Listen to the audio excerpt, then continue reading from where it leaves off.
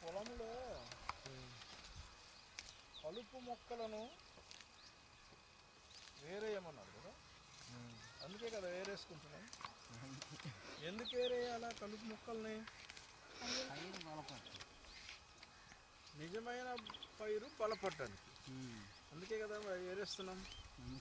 మరి దేవుని సంఘాల్లో కూడా కలుపు మొక్కలు లాంటి వాళ్ళు కొంతమంది ఉంటారు కదా.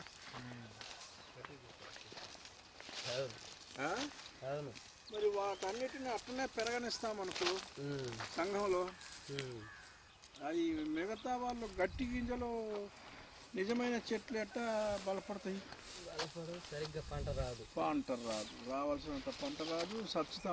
ఇవి కూడా సచ్చ అయిపోతాయి, తాలు గింజలు అవుతాయి వేరేవి కూడా. అందుకని కలుపు మొక్కల్ని ఇక్కడ ఎట్ట ఏరేస్తున్నామో సంఘాల్లో కూడా కలుపు మొక్కల్ని, పనికిరాని మొక్కల్ని ఏరేయాలి. అయితే ఒకసారి యేసు ప్రభు ఒకటి చెప్పాడు, గోధుమల్లో గురుగులు పెరిగినాయి ఏం చేయాలి అన్నాడు. మేము పెరిగి పడేస్తామయ్యా అన్నాడు వాళ్ళు శిష్యులు. అదే అట్ట కాదు, ఉంచండి వాటిని. కోత కోసేటప్పుడు వాళ్ళు ముందు కలుపు మొక్కలను కోసేసి అగ్నిలో వేసేస్తారు, ఆ తర్వాత పంట కోసుకుంటారు లోపల, ఉంచండి అన్నాడు. అమ్మో అంటని మరి ఉంచమని అర్థం. అది సంఘాల్లో కాదు అట్లా. ఎందుకంటే అవి ఆల్రెడీ కలుపు మొక్కలకు తేలిపోయినాయి, పనికిరాని వాటిగా. అందుకని వీటిని పెళ్ళగించేటప్పుడు ఒకవేళ మంచి ఒకటిని పెళ్ళగిస్తామేమో, అందుకని ఉండని పెరగని అన్నాడు. తెలిసేదాకా ఆ మొక్కలు కలుపు మొక్కలని తెలిసేదాకా. కలుపు మొక్కలు తెలిసినా తీసేస్తామంటే ఏమన్నాడంటే, ఒకవేళ మీరు కలుపు మొక్కలను పెరిగేటప్పుడు అసలైన మొక్కలను కూడా పీకేస్తారేమో, పొరపాటున లేసి వస్తాయి, అది నష్టం అవుతుంది మనకు, రండియండి ఏం కాదు. తర్వాత ఆఖరిలో కోత కోసేళ్ళు చేసేస్తారు లేపని అన్నాడు. వీటిని కోసి అగ్నిలో వేసి కాల్చేస్తారని చూసావా. కానీ అది దానికి ఇప్పుడు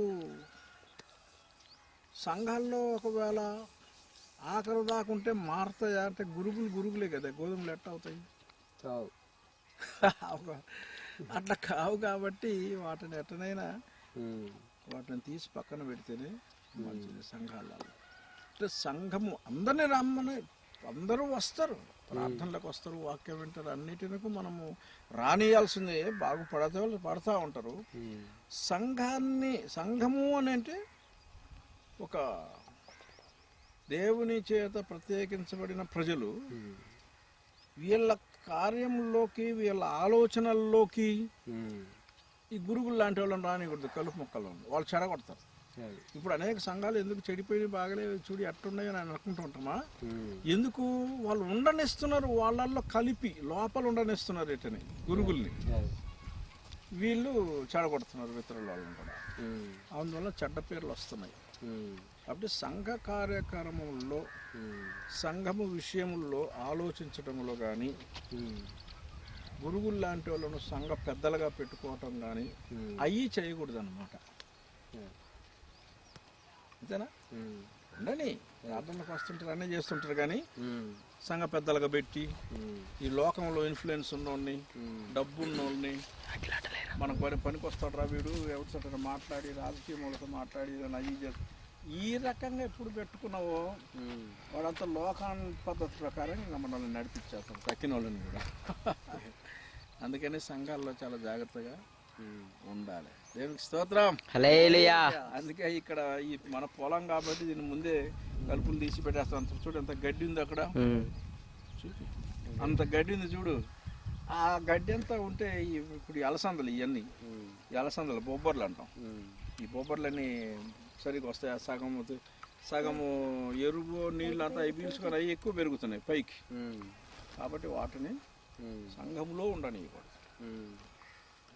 చాలా జాగ్రత్తగా ఉండాలి. లేకపోయినా పర్లేదు, కొద్ది మంది ఉన్నా, చాలా ఎక్కువ మంది అయినప్పుడు అప్పుడు వీళ్ళందరూ కావాలి.